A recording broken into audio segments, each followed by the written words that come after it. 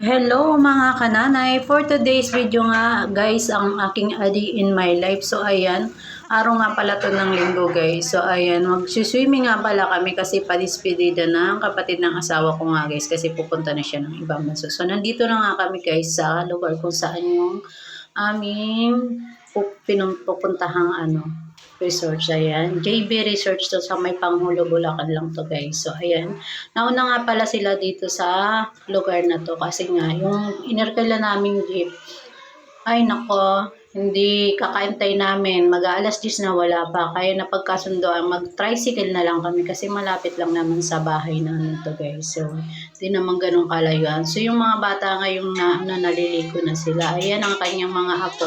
Apo ng asawa ko, pamangkin. Ayan. O, diba? Enjoy sila. So, ayan mga pala yung mga dala namin pagkain.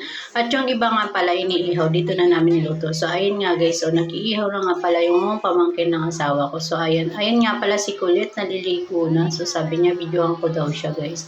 So, ayan, masaya silang naliligo kasama ang kanyang mga pinsan. Ayan naman, talaga naman, pag sinabing swimming, talagang masaya yung mga bata, diba? So, ito yung pagkakataon na nagkakasama-sama ang buong pamilya. So, masaya talaga pag magkakasama-sama tayong mga may time tayo kahit papano. So, ayun nga guys. Ito nga guys, tumulong na rin ako dyan guys sa pag-iihaw guys. So, nakakahiya naman kung wala kang gagawin at kakain ka lang charot. So, ayan, tumulong na rin ako sa pag-ihaw ng mga pagpahinga naman kahit papano yung unang nag-iihaw, diba? May mais pa silang dala. Ayan. Kaso 2 piraso lang yan guys. So, bagong pitas at masarap talaga yung pagbagong pitas. So, ayan nga guys, nagkakatuwaan at nagkakainuman na kahit papano, nagkainan na rin sila dyan. So, ayun yung anak ko nga, ayun, nagsosolo. Nilalantakan yung hotdog. Ayan na nga pala yung mga nahihaw guys. So, may mga darating kaming lulutuin pa. So, yung iba nga hindi na namin muna niluto kasi marami na kaming naluto. So, ayun nga si Kulit, ayan, tatalong pa siya. Diba? So, ayan naman talaga, hindi na hindi sa pagliligo. Ayun naman yung kuya niya pasaway, inahanon siya ng tubig. Sabi ko, wag baka malunod, diba?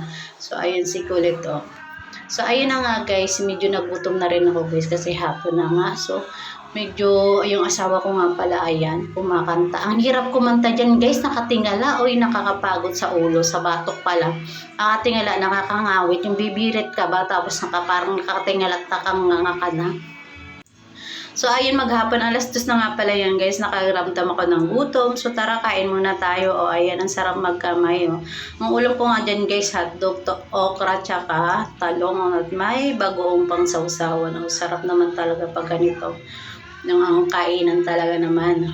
So, sa dami nga ng, guys, dalang pagkain, hindi na namin naubos. So, inuwi na lang namin. So, ayun nga, guys, nagkakasayan at nagkakantahan na nga kami, guys. Yun nga pala yung atin ng asawa ko, yan yung nakatilaw, yun yung aalis ngayon.